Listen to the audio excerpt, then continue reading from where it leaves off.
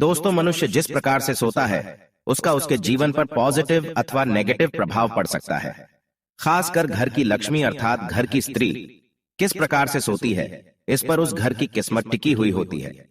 स्त्री के गलत तरीके से सोने से घर में दरिद्रता आती है, क्लेश होता है।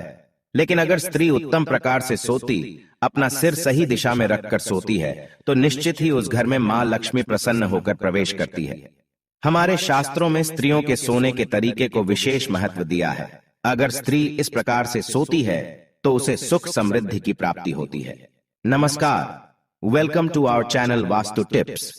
दोस्तों, हमारे एंशिएंट सेजेस एंड ऋषि मुनि अत्यंत ज्ञानी और विद्वान थे। संसार के कल्याण हेतु उन्होंने ब्रह्मचर्य व्रत का पालन करते हुए जप तप आदि प्रकार के महान कार्य किए हैं।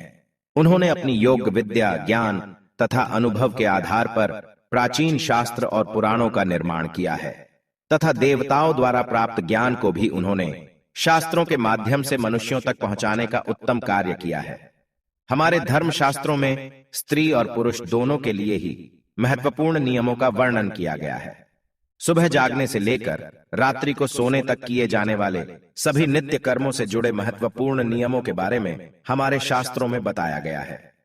एक मनुष्य को उत्तम स्वास्थ्य की प्राप्ति के लिए अपने शरीर को कैसे शुद्ध रखना है और इस शरीर को पवित्र करने के लिए नित्य कौन से कार्य करने चाहिए, इसका वर्णन भी हमारे विद्वान ऋषियों ने किया है। श्री कृष्ण कहते हैं, मनुष्य को अपने शरीर से अत्यधिक मोह नहीं करना चाहिए, किंतु उसे परमात्मा से प्राप्त इस शरीर का नाश भी नहीं करना चाहिए। कई बार मनुष्य नाना प्रकार के अनिष्ट कार्य करके अपने पवित्र शरीर को मलिन करते हैं, इसे दूषित करते हैं तथा पाप युक्त बना देते हैं, जिस कारण से शरीर में रोग उत्पन्न होते हैं, मनुष्य की आयु कम होने लगती है और उसे अकाल मृत्यु प्राप्त होती है। आज हम बात करने वाले हैं मनुष्य को अपने शरीर को पवित्र कैसे रखना है और रात्रि को सोते समय कौन से नियमों का पालन करना चाहिए। खासकर महिलाओं को इस एक महत्वपूर्ण नियम का पालन अवश्य करना चाहिए, अन्यथा जीवन में दुर्भाग्य आता है। सबसे पहली बात है कि मनुष्य को नित्य स्नान करना चाहिए। बिना स्नान किए कभी नहीं रहना चाहिए। स्नान से ही शरीर की शुद्धि होती है। स्नान करने के पश्चात ही मनुष्य देव पूजा आदि धार्मिक कार्य करने के योग्य बन जाता है। बिना स्नान किए कभी भोजन तथा पूजा पाठ नहीं करना चाहिए। बिना स्नान किए भोजन करने वाले मनुष्य के घर में लक्ष्मी का वास नहीं होता है। दोस्तों, हमारे सभी धर्मशास्त्रों में बालों के विषय में महत्वपूर्ण ज्ञान दिया गया है। मनुष्य को अपने बालों को कैसे रखना चाहिए, किस दिन कटवाना चाहिए तथा किस दिन नहीं कटवाना चाहिए, बालों को कितना लंबा रखना श्रेष्ठ होता है और बालों से संबंधित क्या तांत्रिक कारण होते हैं, इसके बारे में शास्त्रों में बताया गया है। दोस्तों, हिंदू धर्म में सप्ताह का प्रत्येक दिन किसी न किसी देवता को समर्पित होता है और सप्ताह के प्रत्येक दिन के कुछ नियम भी अवश्य होते हैं। इसी तरह बाल कटवाने से संबंधित भी कुछ नियम होते हैं जो हर दिन के हिसाब से अलग अलग बताए गए हैं। शास्त्रों के अनुसार मनुष्य को अपने बाल मंगलवार, गुरुवार और शनिवार के दिन कभी नहीं कटवाने चाहिए। मंगलवार का दिन मंगल ग्रह से संबंधित होता है। मंगलवार को बाल काटने से जीवन में क्लेश की स्थिति निर्माण होती है, अकारण ही शत्रु निर्माण होते हैं और व्यक्ति का स्वभाव भी क्रोधी बनने लगता है। गुरुवार के दिन भी बाल नहीं कटवाने चाहिए, इससे गुरु कमजोर होता है तथा व्यक्ति की आयु भी कम होने लगती है।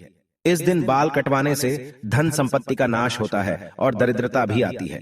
शनिवार के दिन भी बाल कटवाने से मनाही की गई है। शनिवार का दिन शनि ग्रह से संबंधित है। इस दिन बाल कटवाने से अशुभ घटनाएं घटने लगती हैं। इसीलिए शास्त्रों में मंगलवार, गुरुवार और शनिवार के दिन बाल न कटवाने की सलाह दी गई है।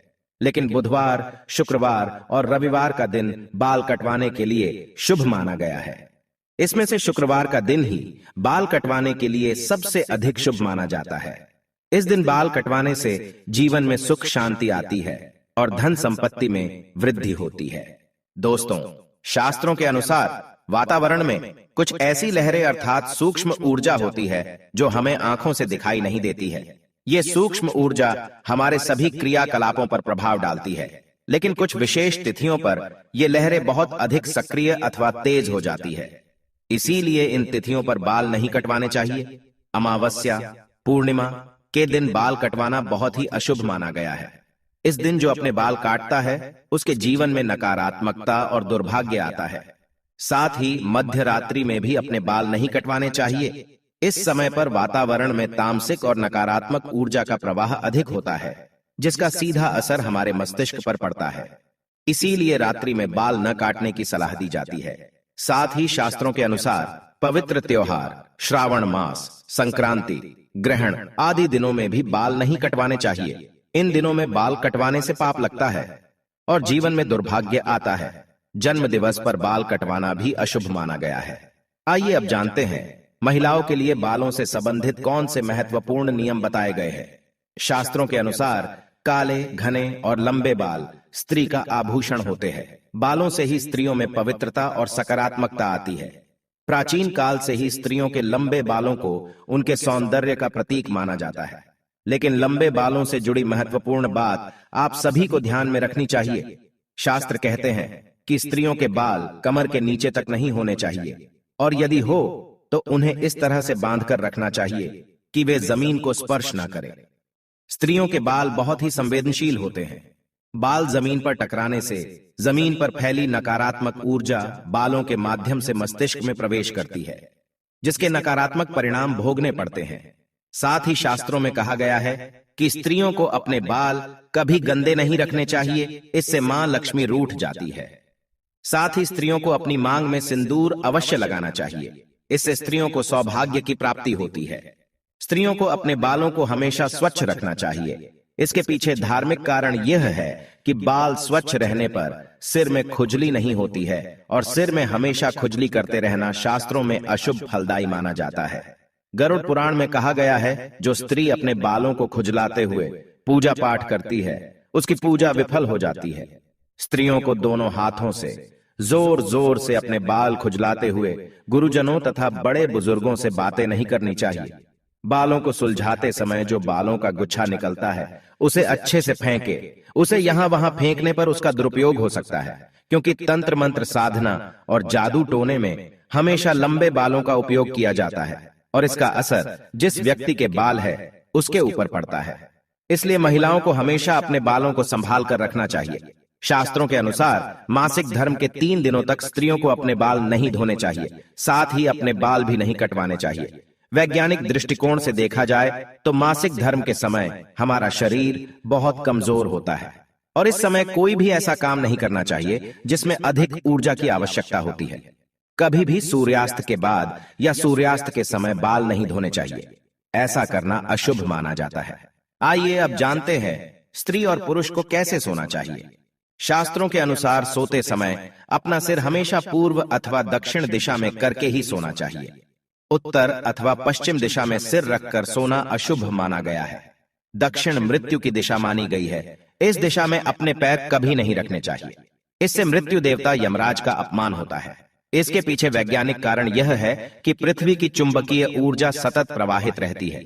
यह चुंबकीय ऊर्जा उत्तर से दक्षिण की ओर बहती है, इसीलिए अगर आप उत्तर में पैर करके सोएंगे तो यह ऊर्जा पैरों से होकर मस्तिष्क तक जाती है, जिससे रक्त का प्रवाह ठीक से होता है। साथ ही शास्त्रों में कहा गया है कि उत्तर की ओर सिर करके सोने वाले व्यक्ति के पास धन कभी नहीं आता है, उसका संपूर्ण परिश्रम व्यर्थ हो जाता है। लेकिन दक्षिण की ओर सिर करके सोने से धन संपत्ति में वृद्धि होती है। स्त्रियों को रात को सोते समय अपने बाल खुले नहीं रखने चाहिए। बालों को हमेशा ही बांधकर सोना चाहिए। बाल बांधकर सोने से ऊर्जा का संतुलन बना रहता है। बाल खुले रखकर सोने वाली स्त्री के घर में लक्ष्मी का वास नहीं होता है और हमेशा धन से जुड़ी समस्या बनी रहती है। तो दोस्तों, इस प्रकार से हमारे शास्त्रों में स्त्री और पुरुष को सोते समय पालन किए जाने वाले महत्वपूर्ण नियमों के बारे में बताया गया है। उम्मीद है आपको यह जानकारी अच्छी लगी होगी। वीडियो को लाइक जरूर करें और कमेंट में जय श्री कृष्ण तथा जय मां लक्ष्मी जरूर लिखें। साथ ही चैनल को सब्सक्राइब करना न भूलें। आप सभी का धन्यवाद।